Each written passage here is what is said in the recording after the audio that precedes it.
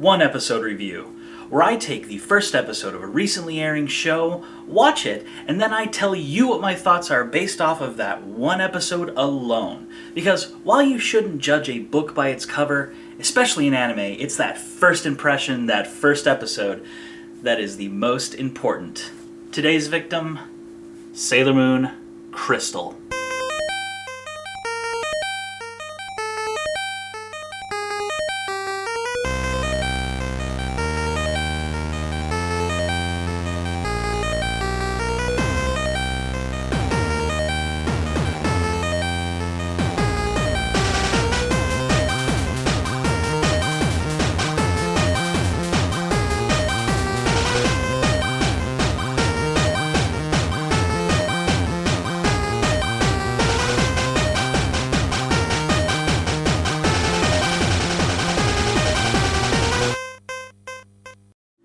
Sailor Moon Crystal. The time has finally come.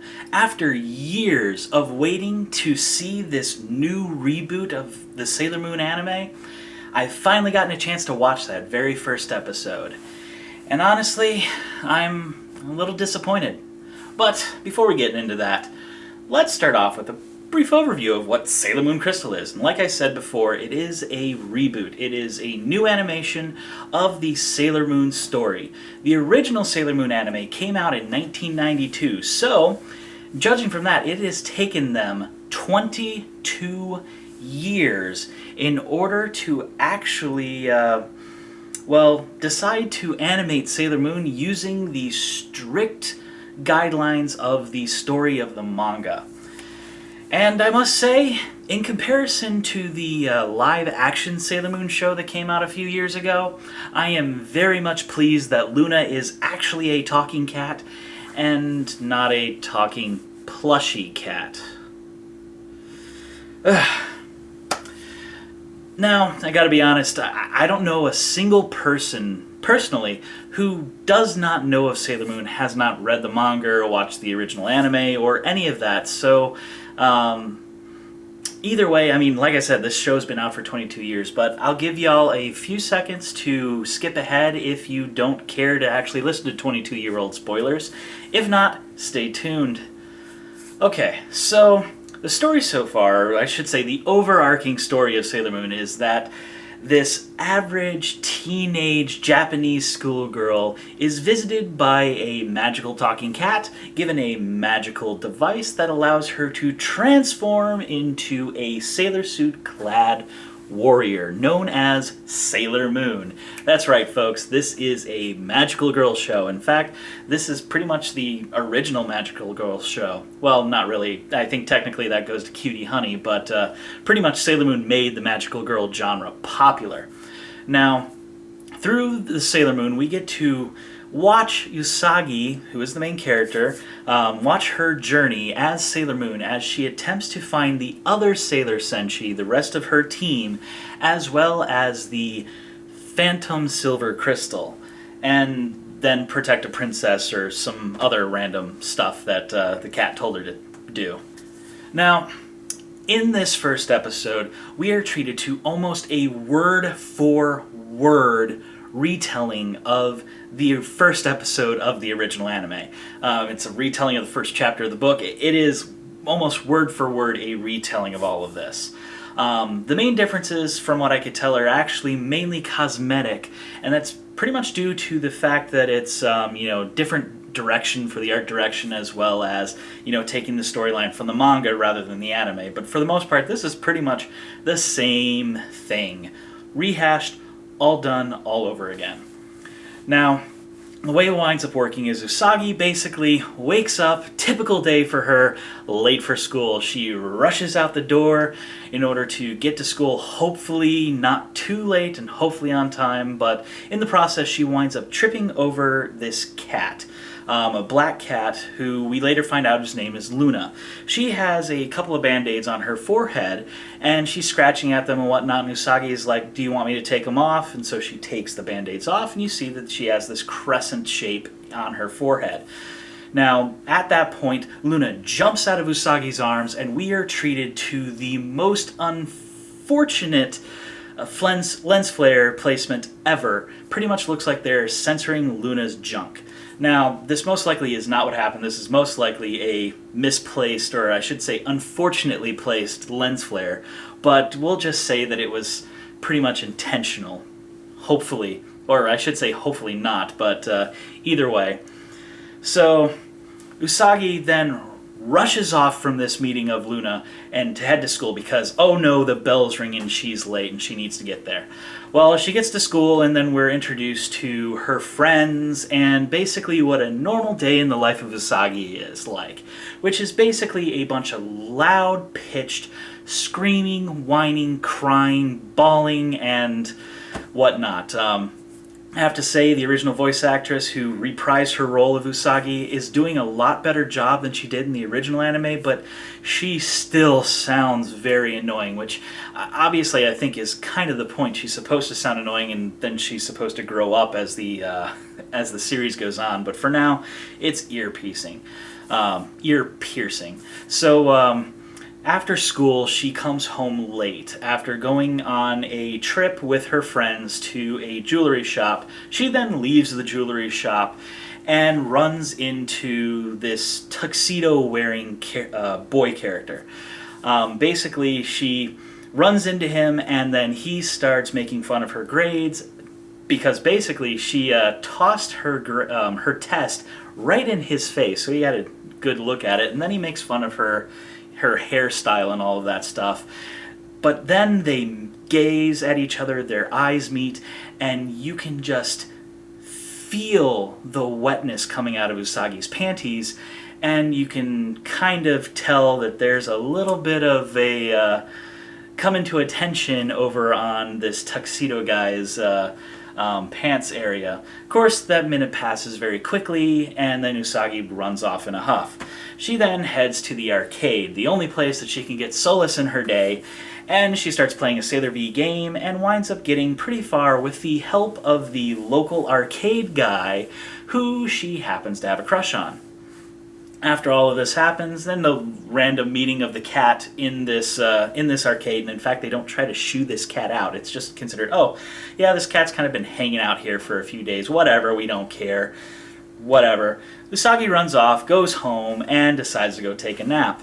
Now, in the process of this, she runs into Luna again. This time, Luna has shown up on her windowsill and starts talking to Usagi. Now, Usagi, she's tired, she decides she wants to go to sleep, and perhaps she thinks she's in the middle of a dream, but she honestly doesn't seem to get freaked out at the fact that she has this cat that she had seen earlier talking to her in any way, shape, or form. She doesn't even, pay it any mind. It's just this cat sitting there, and he's like, okay, here's this brooch. Luna gives her a brooch, and she goes and puts it on, completely, oblivious to the fact that this cat is talking to her and gives her a gift. She's just like, oh, hey, cool, this is cute, and whatnot. And then it starts shining, and she's like, oh, hey, it's shining. And Luna's like, say these words, and she parrots them back, word for word. And then we're introduced to a lovely CG transformation sequence as she turns into Sailor Moon. Now, after this transformation sequence happens, her hair decorations, these red balls that are on her meatballs, her udangos, her little hairstyle thing, start flashing, and she hears her best friend Naru is in trouble. And rather than calling the police, she says, you know what, I'm gonna go save the day because I'm recently turned into some weird sailor-suited warrior or something. I have no clue what's going on, but you know what? The police, who cares? I'm gonna go save the day. So she runs off, runs in, announces herself to the world as Sailor Moon, and then proceeds to be chased around the store by a bunch of zombie women wearing jewelry who have recently had their energy sucked off to this evil being who is impersonating Naru's mother. Okay, so she's running around screaming, crying, and rather than calling the police, running away, or even fighting back, she just runs around and starts crying. She lies down on the ground, starts crying, and her head pieces once again start lighting up and send out this sonic frequency as she's screaming and whining and crying. Glass breaks, everyone's like, oh, my ears, and all of this craziness happens, and she somehow, through the process, actually gets the zombie horde to stop chasing her. She is extremely lucky, and to be honest, I don't think this is ever visited again as any type of tactic through the rest of the series. So this is, one-time use thing, just like the whole headpiece actually says stuff to her thing. Now, while all of this is going on, the tuxedo guy that we met earlier, who, through the process of, meeting this girl, was a little bit too preoccupied into trying to rob this place. He is hanging out up in the rafters, and he looks down, sees everything happening, and is like, "Sailor Moon, it's now your chance to defeat the enemy!" And she looks around, she's like, "How? I don't know how to defeat the enemy!" And so Luna has to tell her what to do. Once again, Luna's like, "Hey, grab your tiara and say these words." And so she grabs her tiara, she says these words, and her tiara turns into this circular boomerang thing, and she throws it at the enemy, and the enemy's like, "Oh, hey, it's a boomerang. I'm not going to try to catch it." And then it hits me, and then I'm like, now I'm dust. Honestly, I can't make this stuff up. This is how the show actually goes. So, all of this happens, she turns to dust, and rather than Sailor Moon, rather than our main character rushing to save her friend who's passed out in a corner, rather than, doing what she came to do, save her friend, make sure her friend's okay, she promptly runs outside after that tuxedo guy to catch another glimpse at him. She stares up in the night sky, dreamy-eyed, looking at this tuxedo-clad guy, which she doesn't even seem to recognize from having met him earlier in that day.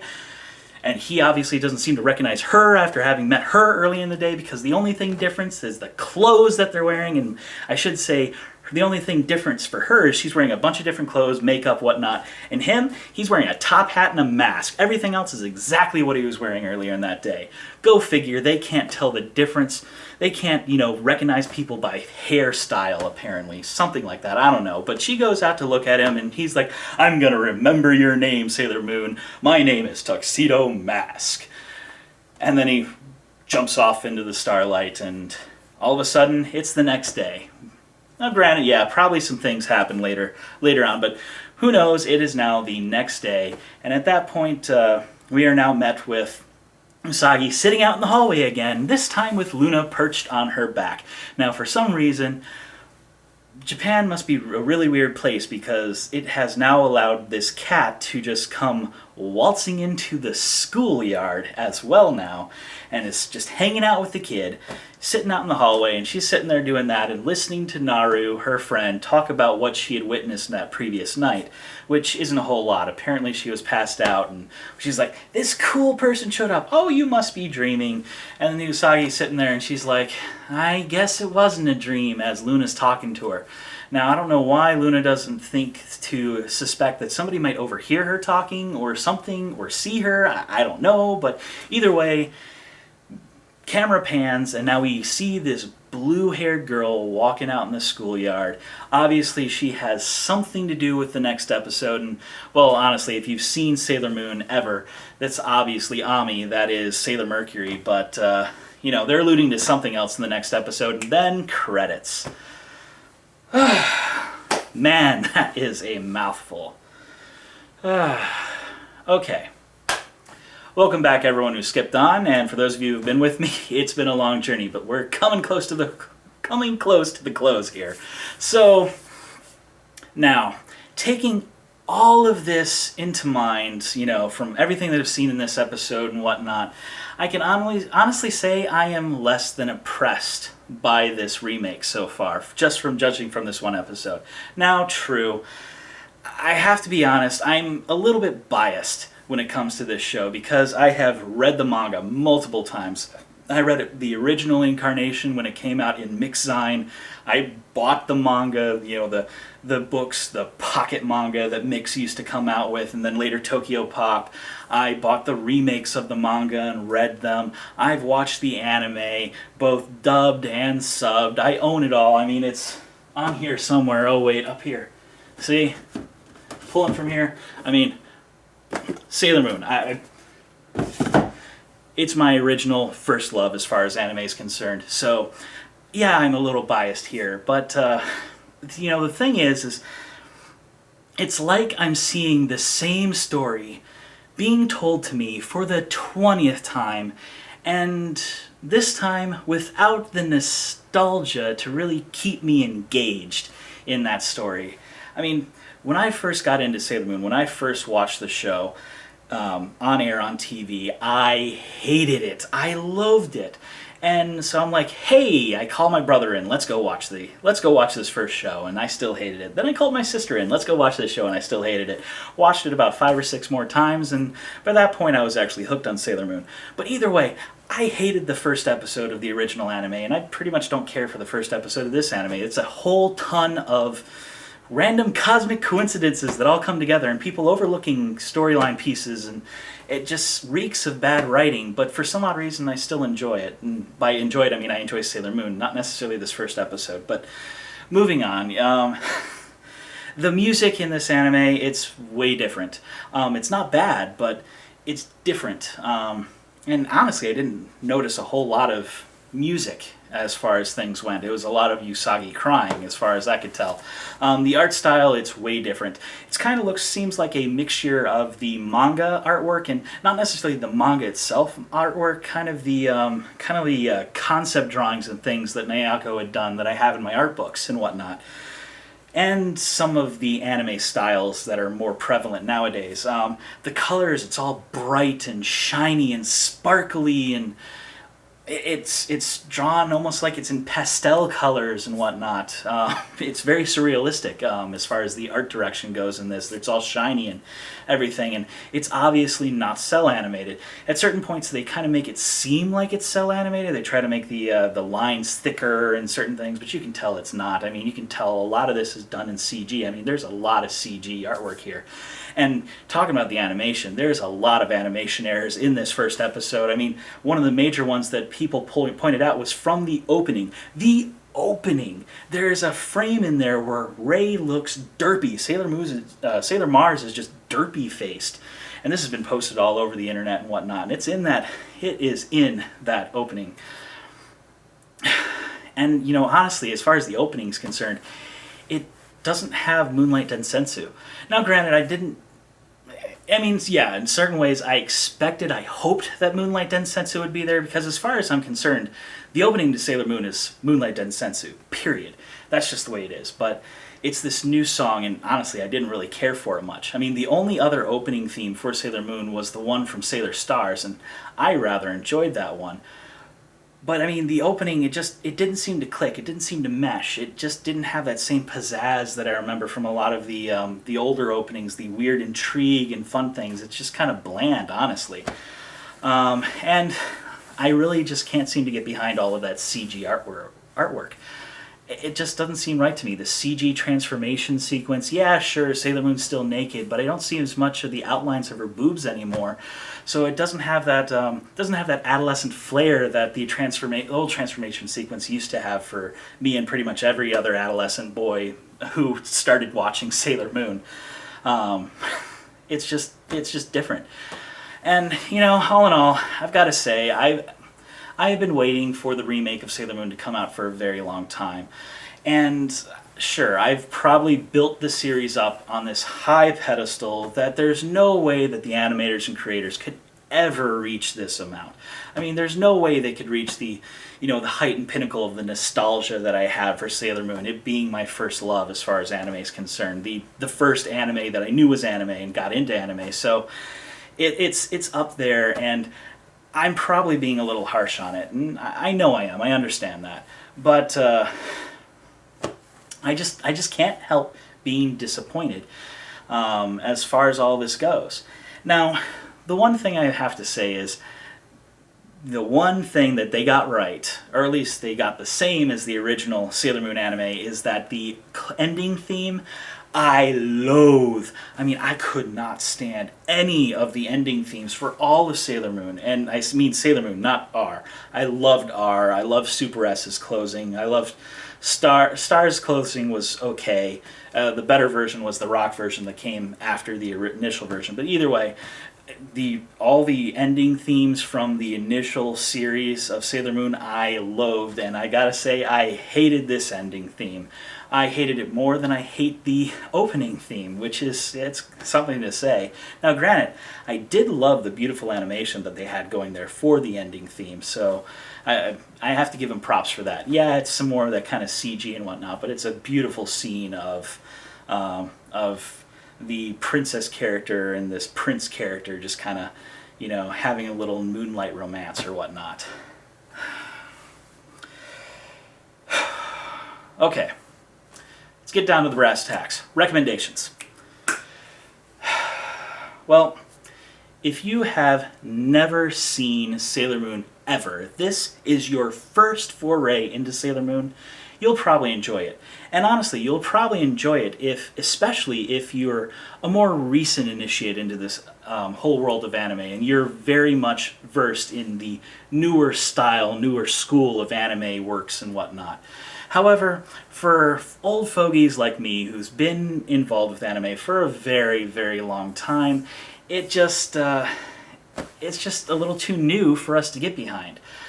Now, all of this said, I'm going to keep watching this show. I mean, I am a Moonie through and through. I mean, I didn't spend all of this time back in the 90s taking care of, doing things with the whole Save Our Sailors initiative in order to try and get more episodes on air and more dubs and all this other stuff and whatnot. I didn't spend all of that time, and I didn't, purchase all of this Sailor Moon anime merchandise and all of this stuff to, all of a sudden just stop caring about Sailor Moon. I still enjoy Sailor Moon, and I'm going to continue to watch this because honestly, I'd really like to see how some of the manga is actually animated, and I'd love to see what happens if they actually animate all of the manga, including all the way to Stars. I'd love to see Nayako's rendition of the Stars storyline animated. I think that would be really cool to see. So, I'm going to keep watching it.